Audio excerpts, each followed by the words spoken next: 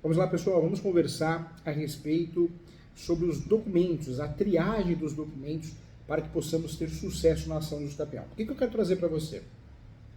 A ação de uso campeão, o procedimento judicial de uso campeão, ou o procedimento extrajudicial de uso campeão, ou seja, o requerimento de uso campeão, nós precisamos juntar documentos. Como que eu faço essa triagem de documentos? Então, vamos juntos, vamos quebrar a cabeça em relação a isso. Nós temos duas provas, importante lembrar, no sistema processual civil. De um lado nós temos as provas orais, e do outro lado nós temos as provas documentais. Uso capião nós ganhamos com provas documentais e não provas orais. Dificilmente nós vamos ganhar uma ação de uso capião com provas orais, testemunhas, depoimento pessoal das partes. Podemos trabalhar com essas provas no uso capião, claro, pedindo uma audiência de instrução e julgamento que não é tão comum em sede de uso capião. Com o agendamento, podemos levar testemunhas, fazer depoimento pessoal das partes, o autor vai falar. Se tiver réu, porque o campeão não tem réu, o eventual réu de mentirinha, né, que passou a ser litigiosa, o interessado vai falar, mas, de fato, nós ganhamos com as provas documentais. E quais são essas provas? Vamos organizar elas, então. Eu preciso provar os 3 requisitos, os pressupostos do uso capião. Você está lembrado quais são? Então vem comigo. Posse, mansa e pacífica e animus domini.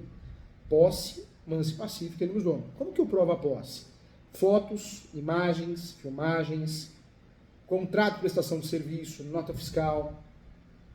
Eu posso usufruir também recibos, eu posso cadastros, boletim de ocorrência, multas ambientais, multa de trânsito, matrículas, carteira de trabalho, cadastros de todos os gêneros, correspondências de todos os gêneros, cartão de crédito, correspondência bancária, tudo isso eu consigo provar a posse. A posse para o uso capião ela pode ser direta ou indireta ou alternada, hein? Então fique atento em relação a isso. Quando eu falo de uso capião, vou provar a posse desse jeito. Se eu preciso entrar na esfera extrajudicial, eu vou usufruir também desses documentos, do uso capião extrajudicial. Se eu preciso solicitar uma audiência de instrução e julgamento, é porque eu quero complementar com provas orais. Audiência de instrução e julgamento é para que a gente apresente provas orais, testemunhas, depoimento pessoal das partes. Em regra, eu ganho uso capião com prova documental. As provas documentais são divididas em documental em sentido estrito, tudo isso que o professor falou, repetindo, fotos, imagens, recibos, notas fiscais, cadastros, comprovante de endereço, prestação de contrato, prestação de serviço, de todos os gêneros, tudo isso prova a posse. A posse também tem que ser mansa e pacífica, eu provo com a certidão de distribuidor cível. Certidões de distribuidor cível, que você já sabe como encontrar no site do TJ, já sabe como encontrar, o professor já ensinou você nas aulas anteriores, como você vai encontrar isso na Justiça Federal também com muita facilidade, passo a passo eu ajudei você. E preciso provar o animus domini. O animus domini é a alma de dono, a intenção de ser dono, a vontade de ser dono. Eu me sinto dono. Por mais que eu não seja proprietário, eu me sinto dono. Isso eu consigo provar com declarações de conhecidos afirmando que eu tenho a posse e o animus domini. Eu consigo provar com as manutenções, benfeitorias, com a posse exclusiva, com a gestão exclusiva do imóvel, eu consigo usufruir. Dentro dessa triagem de documentos que eu faço no uso capião, é muito importante também fazer prova de cada ano.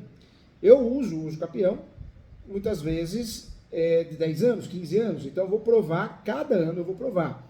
O ideal é que você tenha muitas provas, mas pelo menos 3 a 6 provas serão juntadas. Não dá para juntar tudo, né? Você pode até querer juntar tudo, mas não tem fim esse processo. Então, o ideal é que você junte de 3 a 6 provas que provem a posse do seu cliente por ano. Isso é o ideal, porque senão fica muito cansativo. E aí, se você entender que precisa trabalhar alguma prova de algum ano, a mais ou a menos, você vai trabalhar, ou algum documento necessário. Mas ficar juntando todo tipo de documento, documentos ilegíveis, de ponta cabeça, folha rasgada, documentos que não comprovam a posse, isso é bobagem. Você só cria um fluxo na ação, deixa a ação cansativa, pesada, isso não é bom. Então, cuidado, hein? É muito importante que você saiba quais são os documentos. Na hora de fazer essa triagem dos documentos, é importante você saber que mudou. Nós estamos falando de uma mudança, o processo hoje é digital. Então, tivemos uma mudança.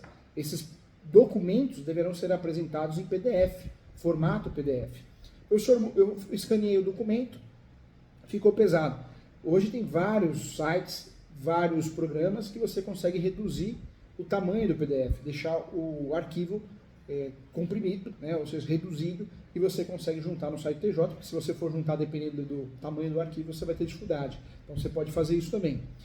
O ideal é que seja feito a juntada seja feita numa petição juntada com muita facilidade. Se forem muitos documentos, você pode dividir sim. Você pode fazer uma petição juntada e posteriormente uma outra ou outras petições juntadas dizendo que o sistema não comportou a juntada, né? Tivemos uma dificuldade via sistema. Pode ser feito dessa forma também.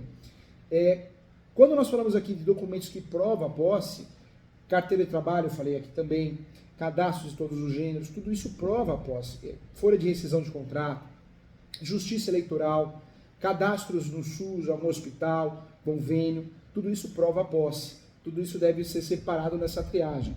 Eu quero lembrar você que muitas vezes você tem 40 anos de posse, seu cliente tem 40, 50, 30 anos de posse.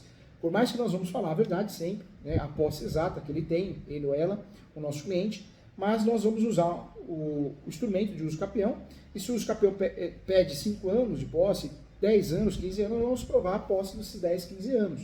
Eu não preciso provar dos 30 anos, né? Essa é uma dúvida muito comum, eu vou acabar perdendo tempo fazendo isso, juntando documentos, provando a posse do passado, sendo que para o uso capião o que interessa é a posse efetiva daquele uso capião escolhido dentro das mais de 36 espécies que existem no Brasil. Então, muita atenção em relação a isso.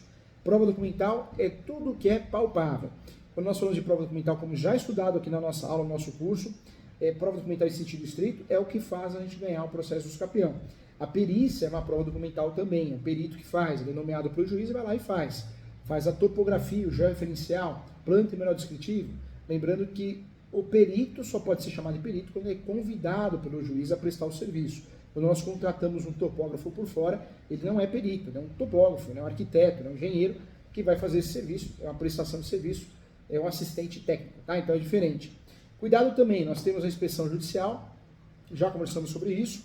A inspeção judicial nós pedimos para que o juiz vá até o local, ou alguém, normalmente o oficial de justiça, e existe a ata notarial, que é uma confusão danada, né? Muita gente sai fazendo ata notarial, muito advogada sai orientando o seu cliente a fazer ata notarial e gasta dinheiro à toa, porque a ata notarial, se for um único documento que você tem para provar a posse do seu cliente, é um documento unilateral. Por mais que o CPC reconheça como uma prova, nós sabemos que você paga o tabelião e muitas vezes o tabelião vai colocar lá na ata, o tabelião, o escrevente, o que você quer. Então isso não faz você ganhar ação nem perder. É diferente do uso capião extrajudicial, que nós temos a ata como algo obrigatório. No uso capião judicial, não é obrigatória a ata e nem é pré-requisito, tá bom? Então, eu espero você na próxima aula. Parabéns você que está aqui comigo, um abraço e até mais.